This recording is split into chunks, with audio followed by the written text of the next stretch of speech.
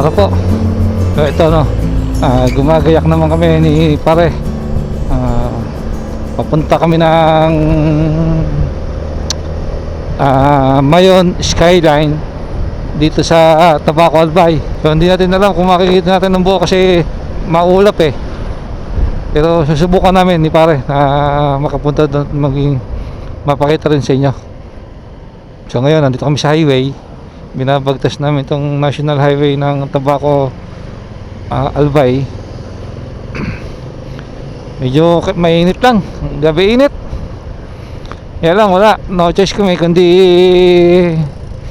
puntahan dahil talagang ito yung pinunta namin. Ano dito? Anong meron? Okay, sabungan pala ito. Awasan na ng mga estudyante ng Coliseum. Ito ang sugal na hindi ko rin, sabagay ako hindi rin ako mahilig magsabong eh. Dahil unang-una hindi ko talaga hilig sa sugal. Ano ba naman tong si Google Maps kung saan kami pinagdadala. Diyos ko po, mga eskinita na bisikleta na lang ang kasya, ba't doon kami pinagdadaan? Ano ba yan? Google. Pare, tatawa ko to. Saan kami dinala itong Google Map na to? Ito, kalalabas lang namin ng bayan ng Tabaco. So ito, andito na kami sa highway ng papunta ng Skyline. So ayon kay Kuya Google ay halos may kalahating oras pa kami na biyahe papunta kay Skyline, Mayon Skyline. So sana walang traffic at para maaga makarating tayo kay Skyline at sa walang init. I woke up this morning on the wrong side of the bed. The hazy sunrise wraps a veil around my head. I can't get motivated. The swimming thoughts are drowning in my head. And if by some coincidence I do just what they said. May nadadaanan kami na mga nagtutulak na mga bata na tutulak ng mga santo. Yan, siguro para sa bukas o para sa sa Biyernes yata. Ayan o. Ito. Dito rin yan sa bayan ng Tabaco. Hindi ko lang kung anong barangay na to. Ayan o. Marami sila. Maraming arko. Ang tawag doon? Santo. Na kanilang paparada. Dito yan. The Sabbath branches storming through in the dawn of the morning blue. Just take me away.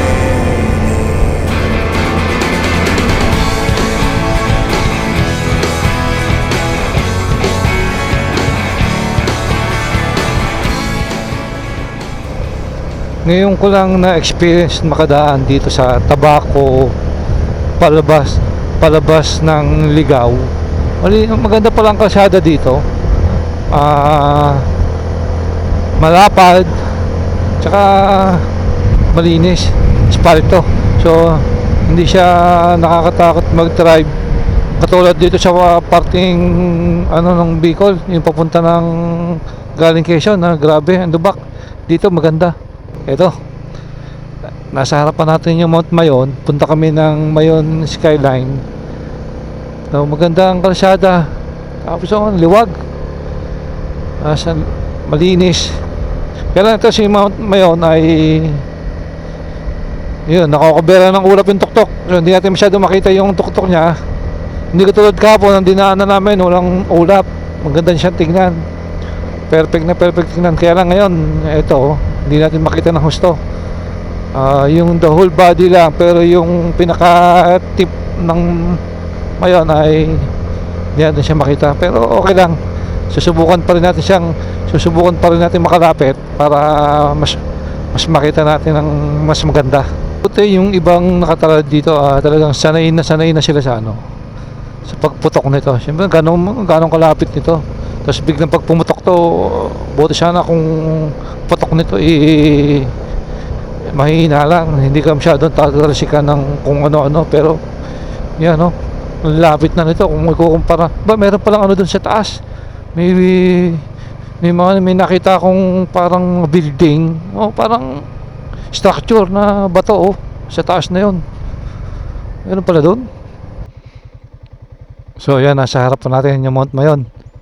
Yan ang yung pinakadulo, may taklob ng ulap Siya, may nakita akong structure na bahay. Hindi ko lang alam kung yun sa PHIVOLCS ba. Pero ang alam ko parang sa PHIVOLCS ata yun, yung nagmo-monitor ng galaw ng Bulkan Mayon. So ayan.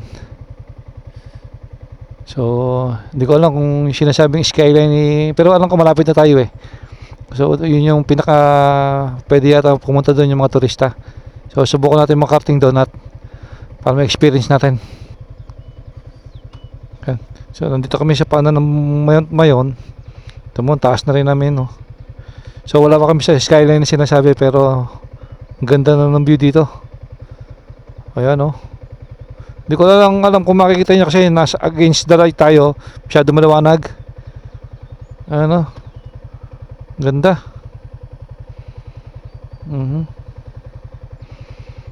Ito. So ito yung hindi ko nasasakupan ng ng siguro yung 5 kilometers radius na nasakupan ng tabako ng Mount Mayon. Ito as kumpare, may kausap na lokal. Ayan. Maganda. Hindi ko alam kung anong bundok yan pare? Anong bundok? Ayun. Mount ano to? Ayun, ito may katabi ng Mount Mayon pala. Mataas din na lugar to. Ayan. So ito harapan natin, malapit na tayo nasa paanan na tayo ng Mount Mayon. Maganda sa ito, pumutok. Pero yung putok na kalpot lang, huwag naman lalakas. Para ma-experience pare. I woke up this morning on the wrong side of the bed. The hazy sunrise wraps a veil round my head. I can't get motivated. The swimming thoughts are drowning in my head. And if by some coincidence I do just what they said, and the morning blue is warning you. The avalanche is soaring. Malayo na tong amin nararating. Dito nasa mismong Mayon Volcano kami. Andito na, halos nangangalahati na kami. Akala ko sa paanan lang, pero biglang lumamig ang simoy ng hangin kasi sobrang init sa baba. Dito sa taas malamig. Palibasa na sa taas kami nitong, hindi naman taas as in sa tuktok, pero nandito kami sa paanan ng Mayon Volcano na medyo may kataasang pwesto. Malamig ang simoy ng hangin ngayon dito. Parang yung lamig niya parang lamig ng aircon. Ganun siya, kahit na sabihin na mainit yung simoy ng simoy, yung init ng araw. Bumaba kami ni pare, so wala pa kami doon sa peak ng mismong sinasabing skyline. So bumaba kami kasi ang ganda ng view dito. Ito yan yung dagat ng nakakasakop ng Legazpi o ng Tabaco dyan sa parte ng Pacific Ocean. Pero kita mo ganda, ang lamig ng klima. Tapos ito, iikot tayo ng camera. Ito na, nasa paanan tayo ng Mayon Volcano. Ito na. Sino mag-aakala na makakarating kami ni pare dito? Ayan Ayan na, natatakloban ng ulap tong nguso ng pero malapit na kami. Ayan, ito. Talagang sabi nga ni pare, once in a lifetime experience to. Dahil unang-una ang hirap makarating dito. Ang daming kalsada pa lang, talagang parusa na. Pero sabi ko nga, sulit naman sa matatagpuan mo at may experience mo na lugar katulad nito. Sino mag-aakala nga naman na maraming makakarating dito. Grabe. Nagtanong ako sa mga lokal dito. Sabi ko, bakit ang dami kong nakikitang nadadaan ng mga cross na to? Ano pala siya? Yung sa mga istasyon. Station of the Cross. Ayan o. So medyo 2 kilometro pa daw. Papunta dun sa skyline. Sabi na nakakausap ko. Akala ko sa baba lang yung skyline. Yung pala talagang kailangang akyatin dito sa mismong mayong volcano pala. So sulit, sabi pare, sulit naman itong aming biyahe kahit na medyo mahirap dahil nga sa sobrang dami ng lumbok na dadaanan mo, pero sulit naman. I woke up this morning on the wrong side of the bed. The hazy sunrise wraps a veil around my head. I can't get motivated. The swimming Mukha ngang yun yung nakita kong structure na parang yun nga yung skyline. Kasi malapit na kami mataas pala talaga. Mukhang yun nga yata. Ayun, may mga riders din na tayo nakakasabay at nakakasalumuha dito. So ito nga yung nakita natin mula sa baba na structure na kita natin. Talagang dito pala talaga ang niya, ang punta.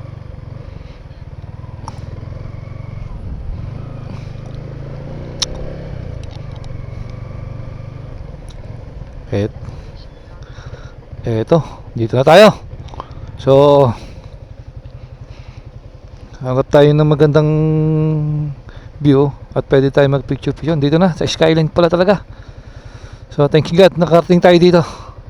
At once in a lifetime experience talagang nangyari sa buhay natin.